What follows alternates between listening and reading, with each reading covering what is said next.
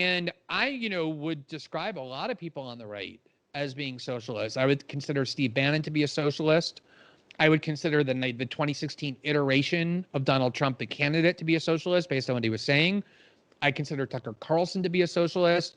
Now if you have Governor Cuomo who wants to give, tens of millions of dollars to Amazon to bring an office to New York, you have AOC, an actual self-identified socialist, standing up and saying, this is outrageous. And then you have Tucker Carlson going on his Fox News program and saying, I agree with her completely, because I think people are realizing that neoliberalism doesn't work.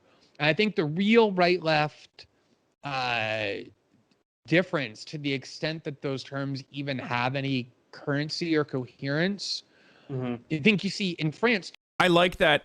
I love this take, because as conservatives often do, Glenn Greenwald is operating like a conservative here and literally defeating the purpose, like destroying the argument that he is concocting in the first 30 seconds with the last 30 seconds of the same argument, like the same sentence, by straight up saying these words don't mean anything. Yeah, okay, man, you're right. They literally don't mean anything if you think that, Trump is a socialist or Tucker Carlson is a socialist, because every now and then he presents himself as a person who is against like big companies. Like, I can't believe this. Listen, you don't have to be like a gigantic theory nerd to comprehend that Tucker Carlson is a gigantic grifter and has always been a libertarian, and a right-wing libertarian, not like a left libertarian, okay? Wild to me to assume that the warmongering Tucker Carlson, who now takes like a lighter stance on war now, somewhat isolationist, who still aggravates against minorities and whatnot, is considered a socialist because they want the American Volk, which would be like the WASPs, I guess, to maintain their grip of power and have a larger piece of the pie overall, while the main argument that Tucker Carlson is launching every night is literally doing racial agitprop against minorities.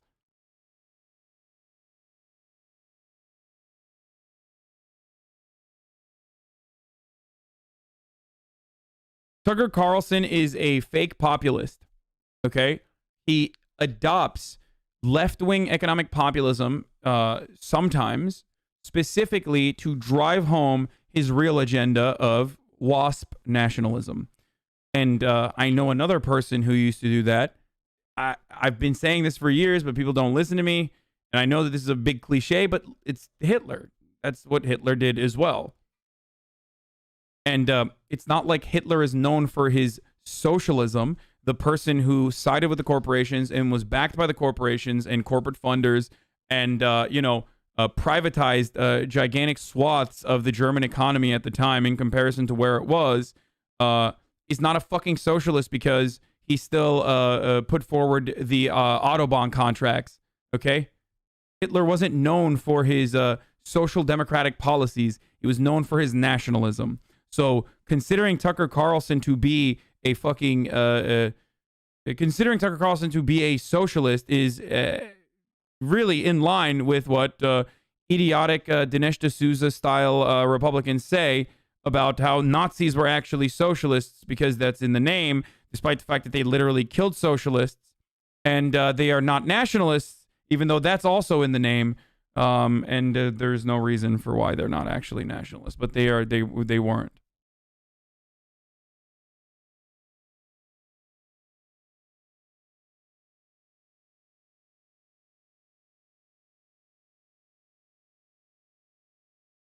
And a person that is saying this sort of stuff is so psychotic. I don't know what else to say here. I don't know what else I can say. Have you heard some of the takes by Adam Curtis recently? No, I have not.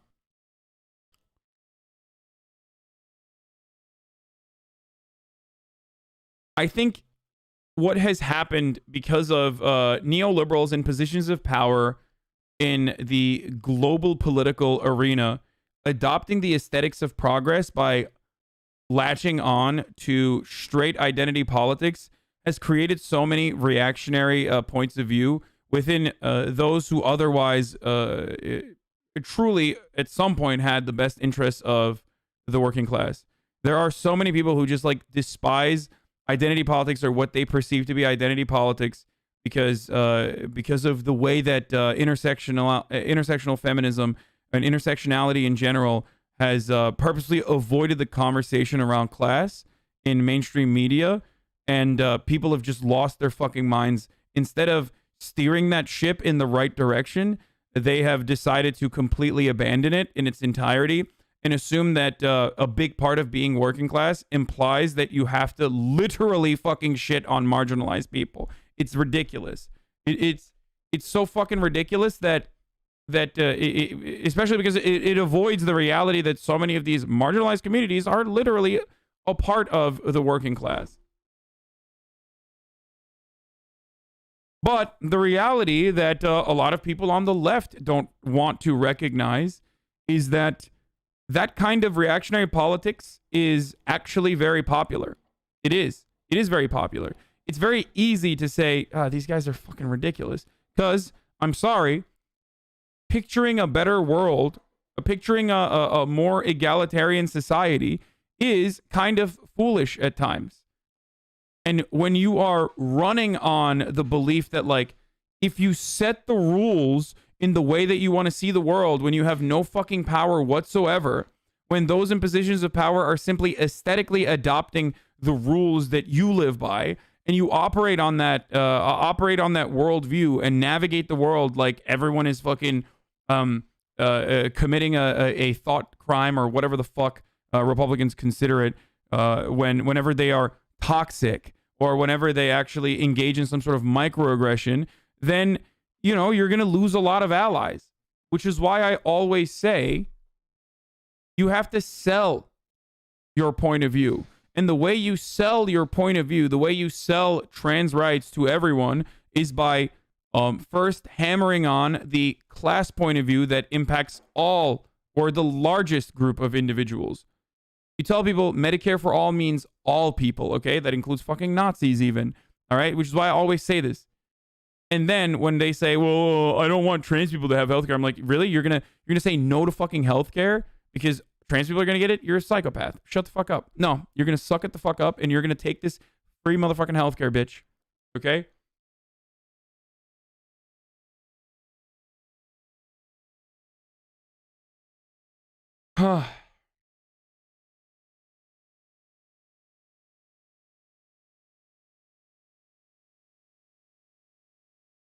Anyway.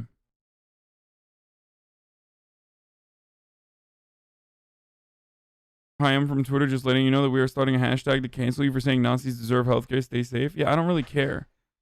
I stand by that position all the time. I've talked about it many, many, many times over.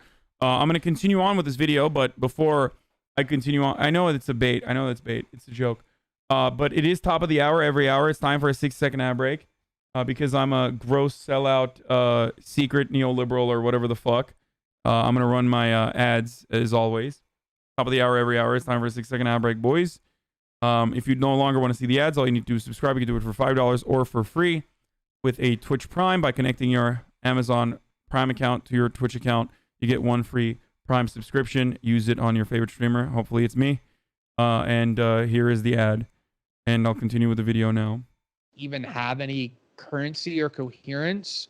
I think you see in France too, like Marine Le Pen, you know, the fascist far-right candidate, when she ran both times, she ran to the left of Macron for sure. But even the French socialists, in terms of wanting to give workers better benefits and better pensions.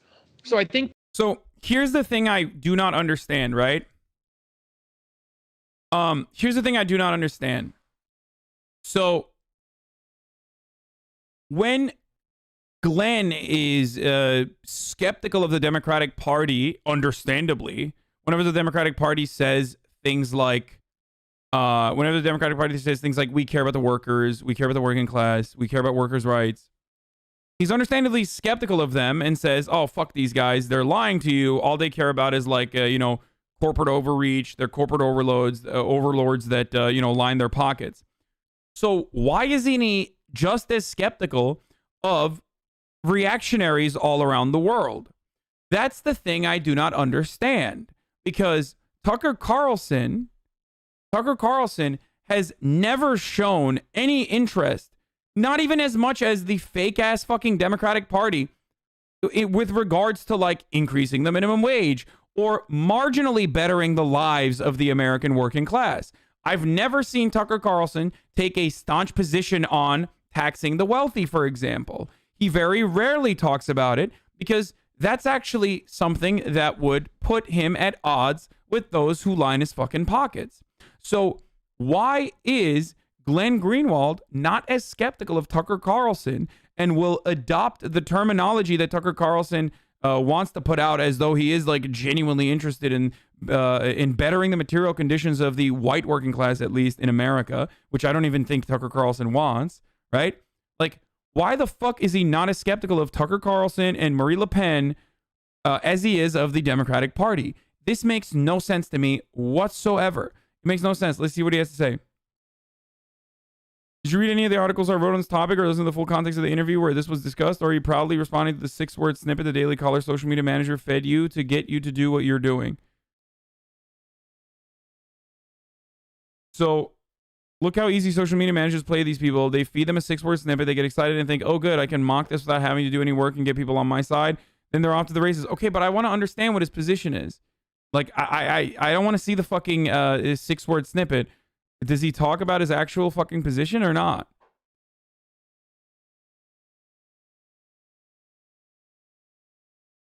I feel like the bigger point he's making is about populism versus neoliberalism and how voters from both sides of the spectrum are realizing that neoliberal order is failing them. I don't think Glenn is someone to shit on marginalized people. I feel like his views are really shaped by South American coverage, where it's really populism versus neoliberalism. Like Bolivia is a great example of that.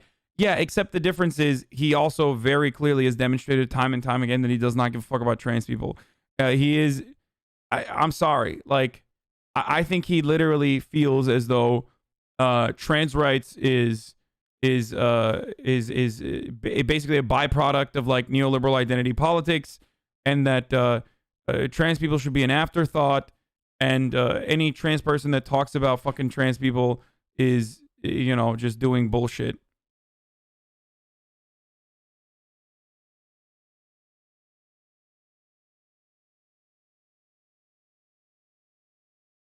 I think there is a point that he gets frustrated. The point that he gets frustrated at is literally when homophobia is demonstrated by those he is like somewhat aligned with, and in that point he does like marginal pushback. Do you see what I'm saying? He will do marginal pushback whenever homophobia is expressed within his like newfound audience, because he's fucking gay. So obviously he's gonna push back on homophobia. Like, he's an advocate for gay rights. He's a gay man himself.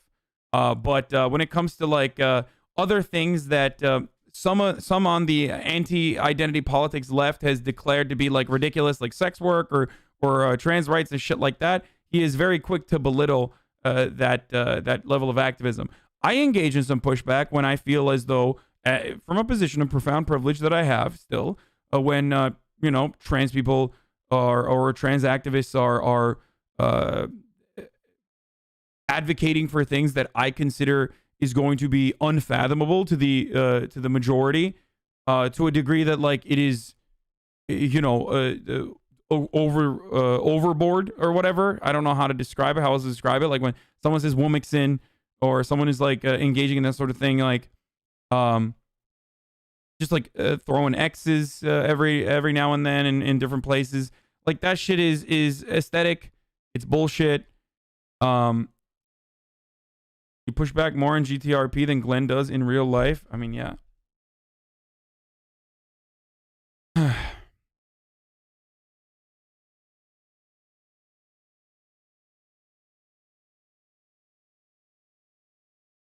There are plenty of intersectional theory folk who focus on class, actually. No. I know that the original works, including the person who coined the term intersectionality, is literally a fucking Bernard brother, a Bernard sister. And yes, I know that a lot of queer theory utilizes Marxist theory, anarchist theory, blah, blah, blah. Intersectionality has to feature class. Intersectionality has to be placed atop of a dialectical materialist framework. I don't have a problem with that. That's how I see it. That's how I look at it. But what I was trying to simply state is that intersectionality in the way that it's demonstrated through popular culture and through mainstream politics is demonstrated in the most liberal capitalist way possible. Do you get what I'm saying? That's the problem. So people will immediately attribute intersectionality or any sort of like cause that features identity as a negative way because they are reminded of the Tumblr style social justice warrior movements. Am I speaking in like really long and convoluted sentences and it's like getting a little difficult to comprehend, or I don't know, people are fucking shitting on it a little bit. A lot of people are saying yes.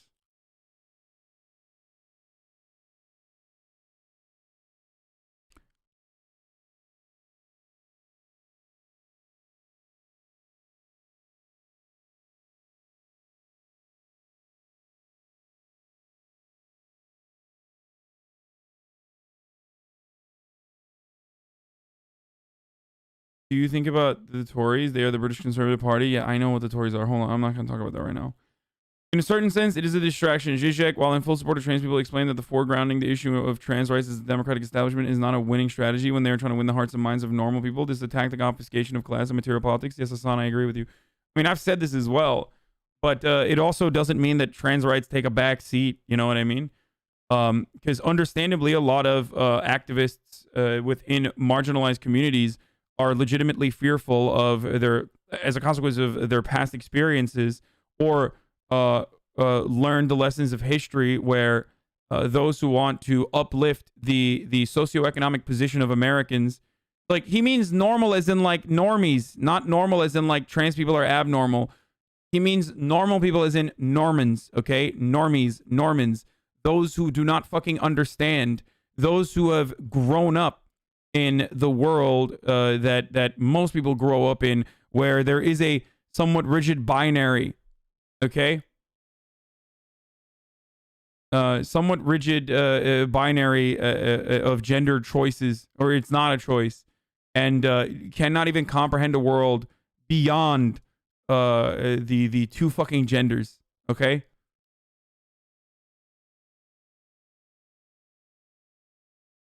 Glenn just got alienated by the Democratic Party that managed to neuter the American left and make class take a back seat. What?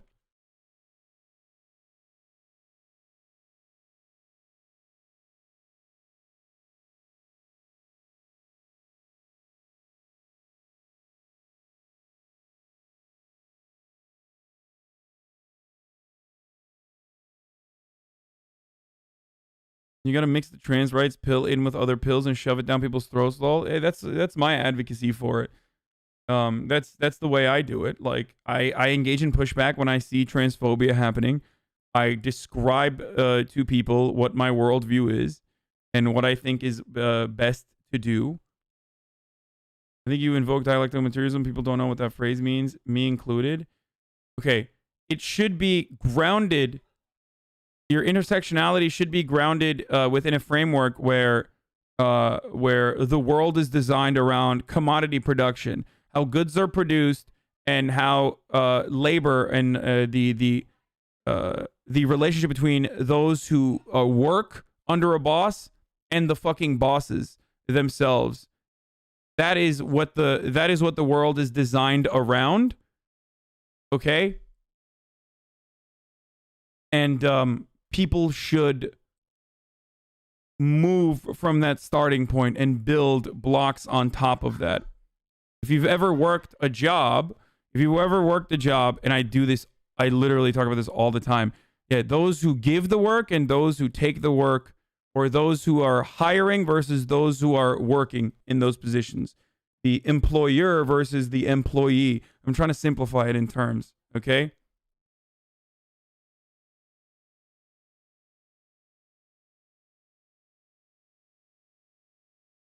Gender issues such social issues seem to be extracted out of class analysis and is done easily by normies or media without the inclusion of both forces. We are just lost.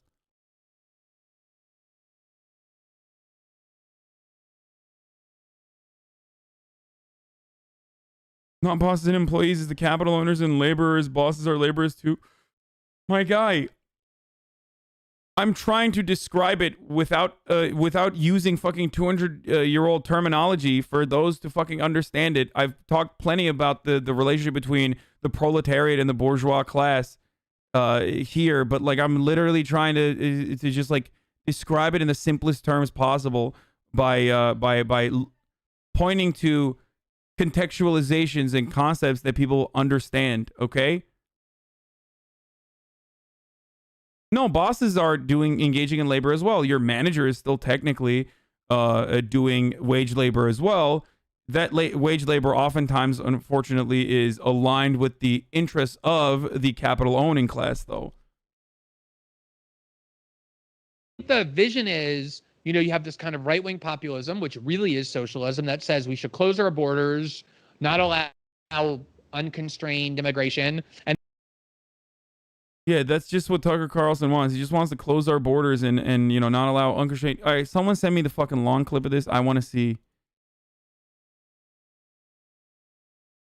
I want to see the whole thing. I need to see the whole thing because it's so stupid.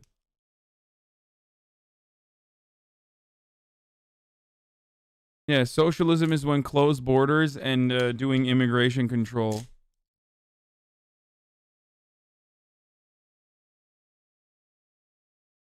After the pandemic, have you thought about doing lectures on what, dude? I'm a fucking idiot. I can't do lectures on shit, dude.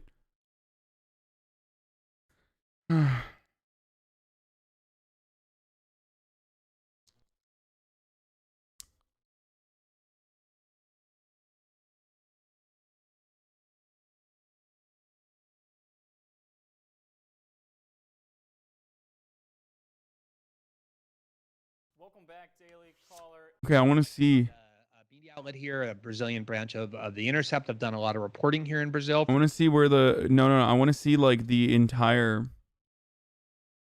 You see Greg Abbott shifting blame to immigrants? Yeah, socialist. Greg Abbott is a socialist too.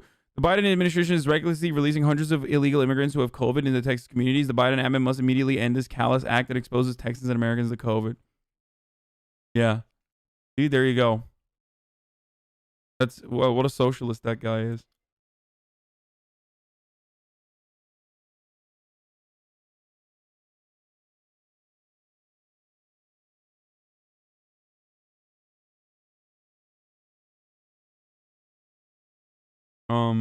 Does anyone know where it is?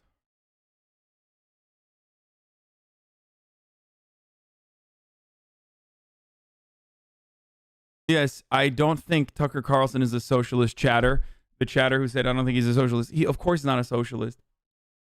He is literally anti-socialist. COVID is not real, so why would that matter, right, lol? Exactly. Homie just ended the mask mandate and is talking about COVID spreading? Yeah, I don't understand. How long will it take for Hasan to finally lose respect? I mean, I have already. I've lost all of the chunks of respect that I had for Glenn Greenwald.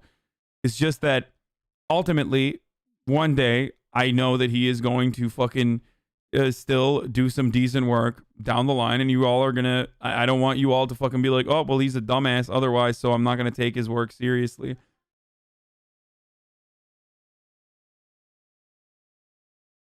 He's trying to attach ethnicity to the virus. Texans who don't wear masks don't spread COVID. Illegal immigrants do, is what Abbott's saying. Totally fascistic. I know. Remember when you said Glenn is much better than Chomsky? What? In what respect did I say Glenn is much better than Chomsky? What?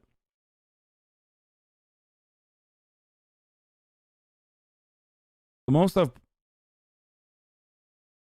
most I've probably said is Glenn Greenwald has done more in contemporary politics to change the outcome or to change the world than most other like leftist people on Twitter and leftist thinkers in general.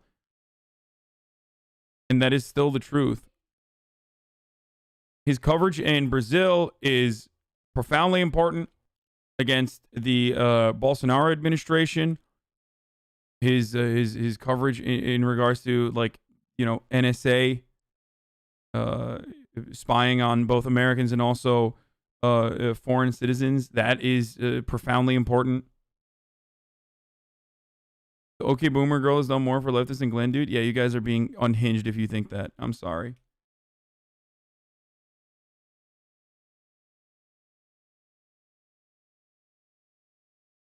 But I'm sure that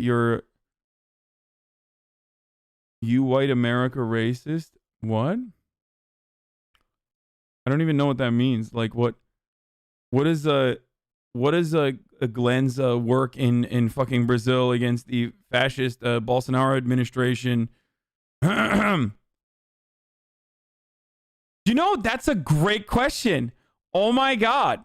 If Tucker Carlson and Donald Trump are socialists, then why the fuck is Bolsonaro not a socialist? After all, he certainly provided a major hurdle for economic relief to be given to the Brazilian people, but ultimately he gave a lot of money to the Brazilian people. He allowed a lot of money to be given to the Brazilian people. That's socialism, right? Very interesting that he...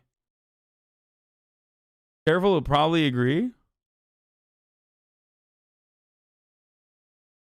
Unrelated but important, you need to take a look at the economy and then look back at politics and then look at these.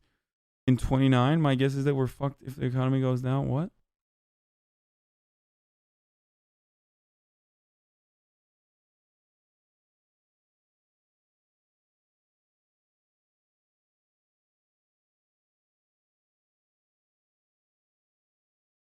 I don't think Glenn's coverage of the Bolsonaro Moro scandal was really that great for the Brazilian people. Wait, why not?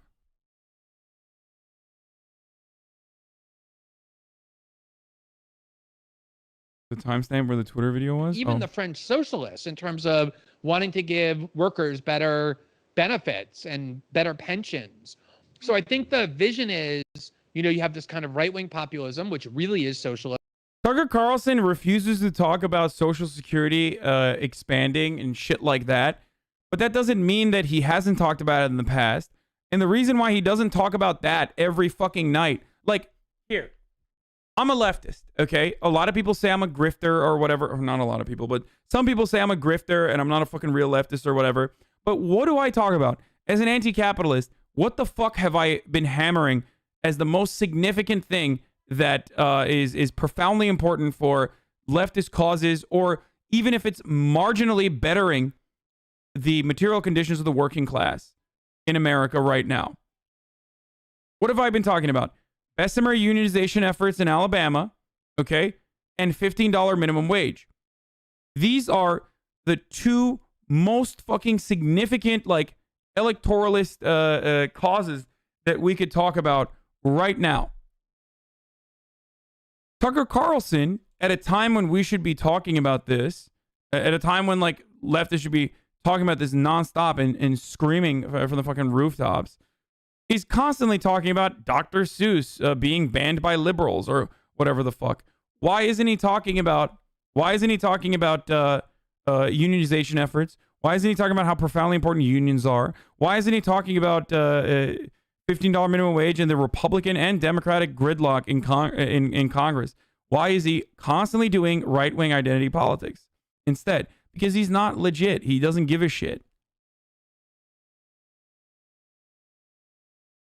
That says we should close our borders, not allow unconstrained immigration, and then take better care of our own working class people, and not allow this kind of transnational global corporatist elite to take everything for themselves under the guise of neoliberalism. We should distribute that more to workers, which is basically what Bernie Sanders was saying.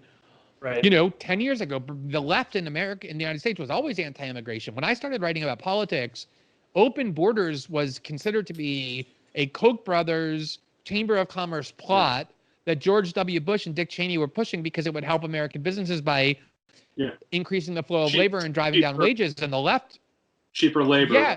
So Christian, basically, like, asking the question I was going to answer. Open borders don't drive down wages. Open borders with a underclass, like with a unrestricted flow of migrant labor into the country won't drive down wages if we have strong labor protections. Okay? If we have strong regulatory protections for the working class. It is the lack of labor protections that create a two-tiered labor pool where there is a permanent underclass within the migrant community that American bosses and American business owners can constantly fucking use as a cudgel against the documented working class.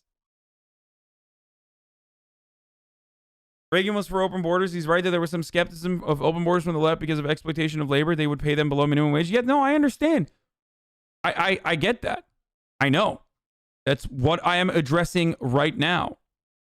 Do you understand?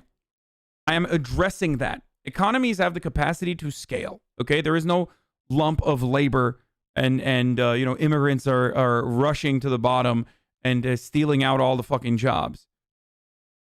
That's why you have unions, okay?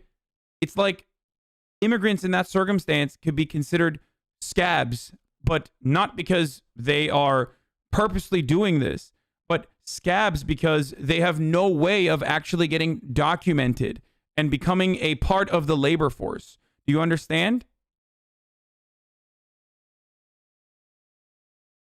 So the real solution here, be realistic, demand the impossible. I'm being realistic when I say the real solution here is documenting immigrants rather than allowing them to stay undocumented or forcing them to stay undocumented and constantly pushing the fear that they will get fucking deported if they even act out or if they even want more wages.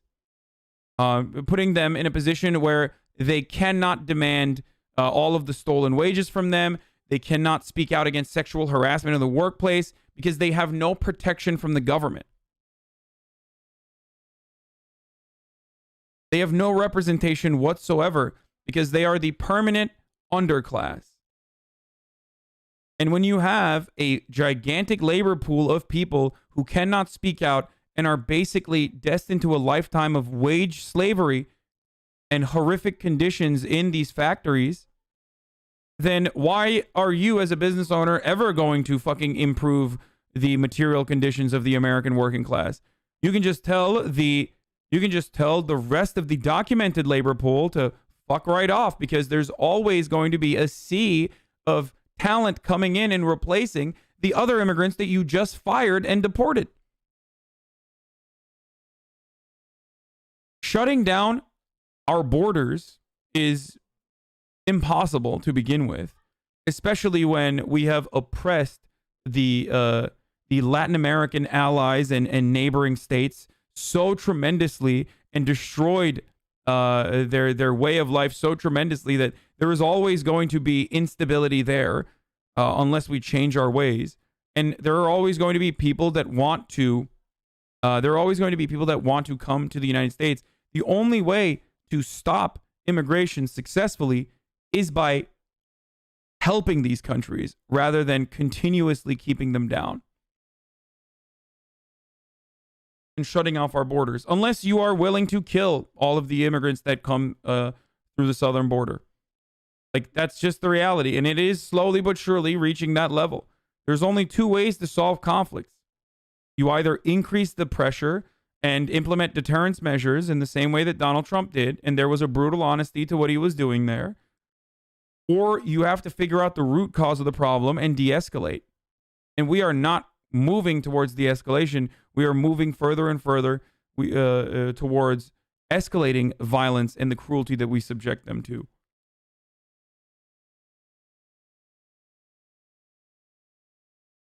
Answer the question before we got to it. It's pretty amazing.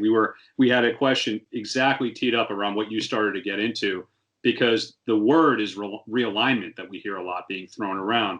That when you started talking about politics in the 90s, it was pretty clear liberal versus conservative, what that meant. Those terms seem to be completely antiquated and outdated to describe today, right? On one side, as you said, I don't know if I'd call them socialists, but you certainly have populist nationalists. We could put the Bannon, Tucker on kind of that side, Why is the Daily Caller editor Omid Malik actually pushing for a smarter clarification on Glenn Greenwald's insane take? I mean, he is more correct. He's basically saying like they're national populists, as in like they're Nazis. He's literally saying the truth. Okay? Like, he's trying so desperately not to say they're nationalist socialists, okay? That's what he's trying to say by... He's just flipping it and saying they're just nationalist populists.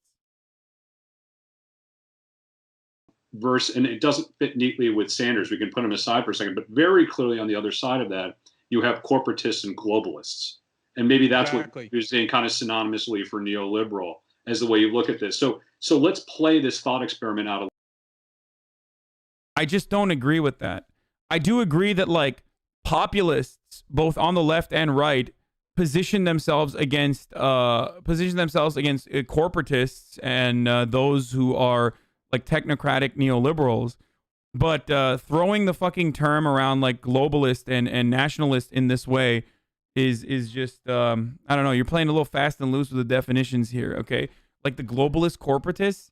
What, you think fucking CEOs?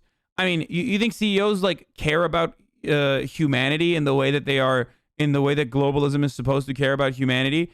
Do you think nationalists care about their fucking nation, or do you think they care about what they believe their nation should look like and the ethnic homogeny, okay, of their nation? No, it's dumb as fuck to apply these sorts of terms.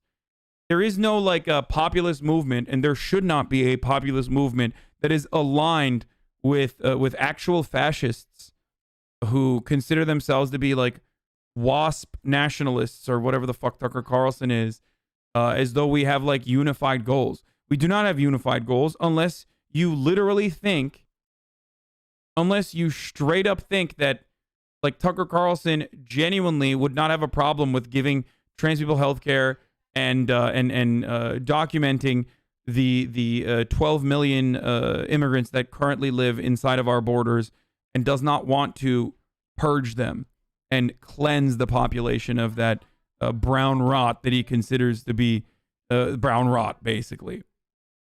Like a dude who says, a person who says immigrants are dirty, okay?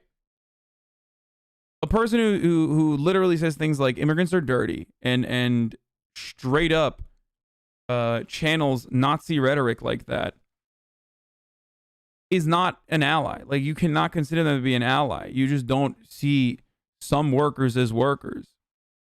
Are you really going to watch the full hour of this? No, I want to see a little bit more of it. Use maybe individuals to personify the shift. So if you go back to the period that you really started getting active, which I thought was the darkest time in media until the current one we have right now, which is 2002 to about 2005.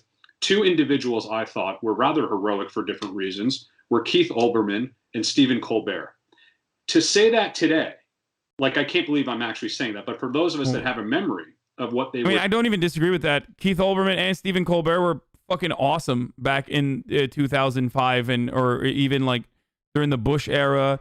And even in the Obama era to a degree, and they fucking absolutely suck now.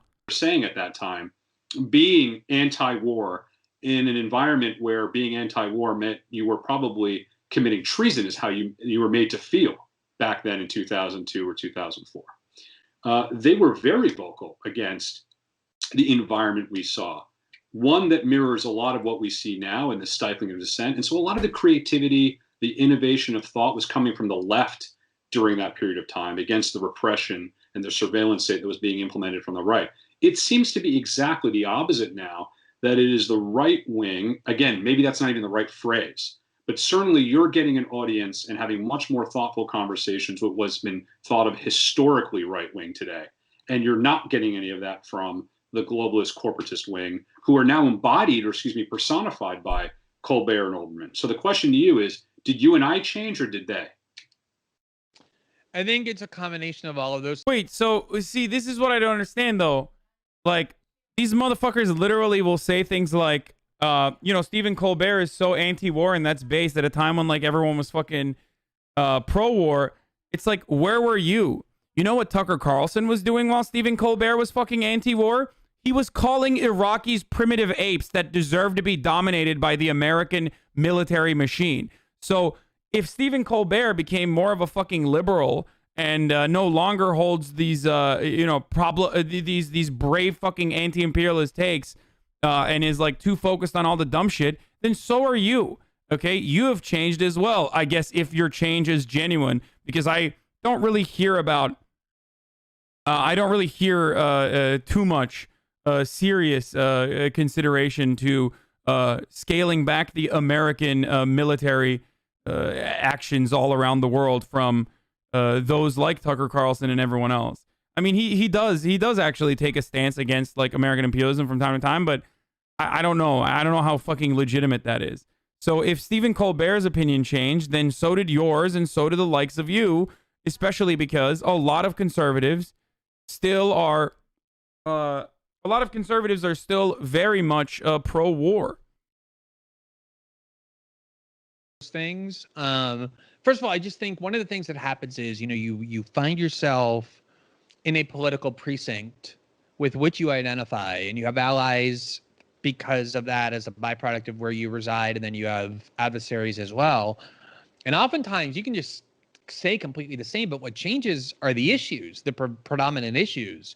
So you go from the Bush administration to Obama, and now you're not talking so much about Iraq or the war on terror anymore. You're talking about how the 2008 financial crisis should be managed. And then obviously you go into Trump, and there's a completely different set of issues, and it's not where you were is not necessarily predictive of what your views are on this new set of political challenges. So like you look, today at some of the things that we debate the most, free speech and the growing repression in the culture, as well as the related issue of the use of the internet to censor and constrict the boundaries of political speech. What is the left wing and the right wing view on those questions? If you're on the left, where do you fall on that? Are you pro censorship, or are you anti? If you're on the right, which are you? It's not that easy to say. Same thing with the view of the monopolistic power. Also, I've never heard you talk about populism. I think left-wing economic populism is good. It's very successful. It's very good at motivating people. It's very good at describing the terms and conditions that American people and workers all around the world experience every day. I think I have no problem with left-wing economic populism. My problem is when people fake adopt left-wing economic populist positions while simultaneously being right-wing populists, which means they are advocating for nationalist policies.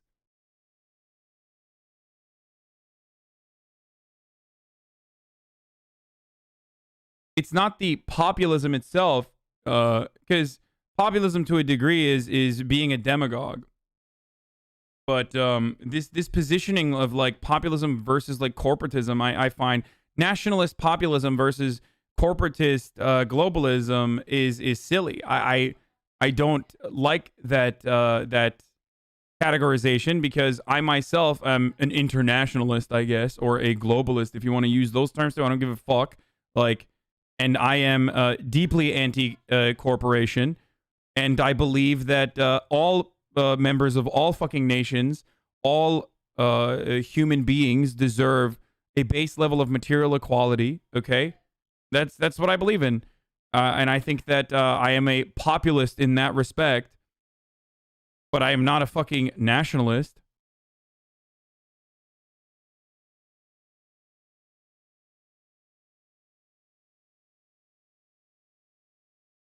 Power of companies like Facebook and Google and Amazon.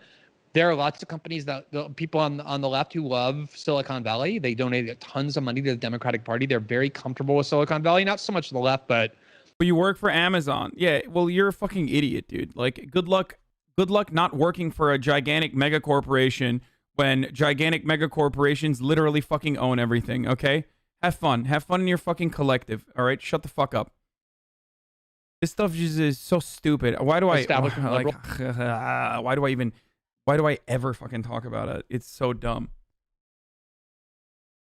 and people on the right are increasingly uncomfortable with monopolistic power and concentrated wealth and of the ability to control our discourse. So I think there's a whole set of issues that we weren't talking about even a decade ago that kind of defy these traditional categories, and that's one of the things that's causing a scramble. But yeah, I mean, I would hope, the first book I wrote in 2006 was about the Bush administration's assault on the war on terror. And my preface, because not a lot of people knew me at the time, I had been writing for a year or so or less, when I was asked to do this book, was I kind of told the story of what my trajectory was that had brought me to writing this book. And I talked about how for a long time I wasn't very politically engaged. I was kind of apolitical, or at least I cared about other things like constitutional issues. And that to the extent that I did have political beliefs, they were very much shaped by things like just kind of slothful consumption of news. I read the New York Times every day. I had a subscription to The Atlantic and The New Yorker. I thought I was reading high-end political news, and I thought I had a basic picture of what was going on, when in reality, I was completely deceived and misled by systemic propaganda. And the first quote in that book was one from Abraham Lincoln. I don't remember exactly what it was, but it was something along the lines of, I pity a man who is not any wiser today than they were yesterday, right? Like, that's the process of life. You don't want to become entrenched in some set of hardened values that are invulnerable to being re-examined and changed. I would hope that we're changing as we navigate through life and get more experience and more in-depth knowledge of things, right? That's an important part of human evolution. So I think it's a combination of both. Glenn, another one of the topics Amit and I talk about at length is the sort of shift from corporate to, I guess, more creator-focused journalism and why that's occurring. Obviously, I think... Guys, Hitler was actually a communist, I've decided, because you know how like a lot of these Republicans are actually super based and super red-pilled and super like anti-corporate because they say, I don't know, Google is trying to force feminize your children or some shit. Well, Hitler was actually a communist because, he took businesses away from business owners that happen to be Jewish and minority populations. That's expropriation. So that's communist. He was a fucking communist, I guess. Like, this argument is literally the fucking same argument that dumbass Republicans engage in. Like, it is exactly the same argument that dumbass Republicans engage in when they say shit like Hitler was Hitler was pro-abortion or Hitler was pro-gun control. And that's exactly why they were, just like the Democrats, without looking at like what he was doing. Hitler was pro-abortion and euthanasia for anyone who was not a part of the dominant purebred Volk. Okay, he was very, very anti-abortion, punishable by fucking death, if I'm not mistaken, for the true Germans. Okay, just like he wasn't anti-gun control, or he wasn't pro-gun control when it came to, again, the folk.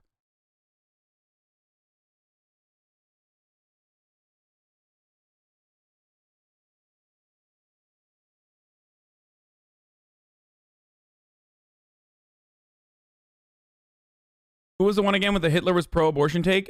Every conservative, from Steven Crowder to anyone. I think he's literally just focusing on aesthetics. If you just look at what the GOP says, then maybe you think this, but goddamn, Glenn, look at the other actions they've taken. Yeah, no, this is ironically... Okay, so here's what I'll say. You know how I constantly fucking harp on like anti-SJW dudes who are like more hyper-focused on identity politics than the SJWs? Okay? This is the same energy from those who are, again, positioning themselves as like anti-IDPOL people that are more hyper-focused on the aesthetics than the neoliberals that they have positioned themselves against by claiming that neoliberals like only care about the aesthetics, which is true, but only focusing on the fucking aesthetics of everything. Like the very same idiots that love cultural signals and cultural signifiers are those who say shit like, are those who say shit like the fucking graduate students are a part of the cultural neoliberal elite and not technically working class, and instead PMCs. Okay, that's the mentality. Like, as though fucking grad students are not working for like $7 an hour and you know, sucking dick on the side so they can fucking survive. Like, Jesus Christ, dude. Not that there's anything wrong with that. Jesus fucking Christ. PMC is not like private military. PMC is professional managerial class.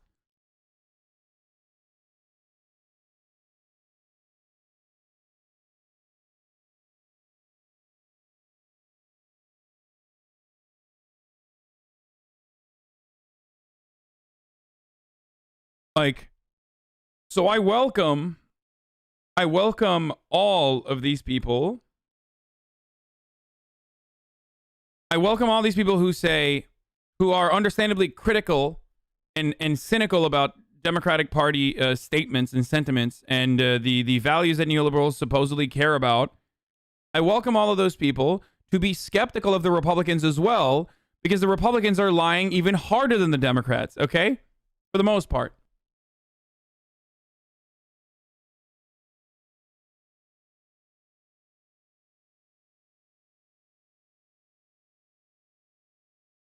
Imagine suffering as a working class grad student just for some himbo on Twitch to not call you a doctor. Yeah, imagine suffering as a grad student only to get like fucking, only to get some himbo, only to get some fucking himbo idiot to call you a doctor. Like, if that's the end all be all, then Jesus Christ, dude.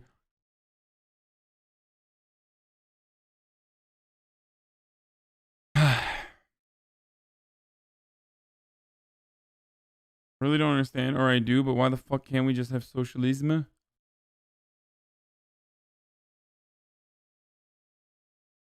It's one of the longest fucking Stunlocks I've ever had.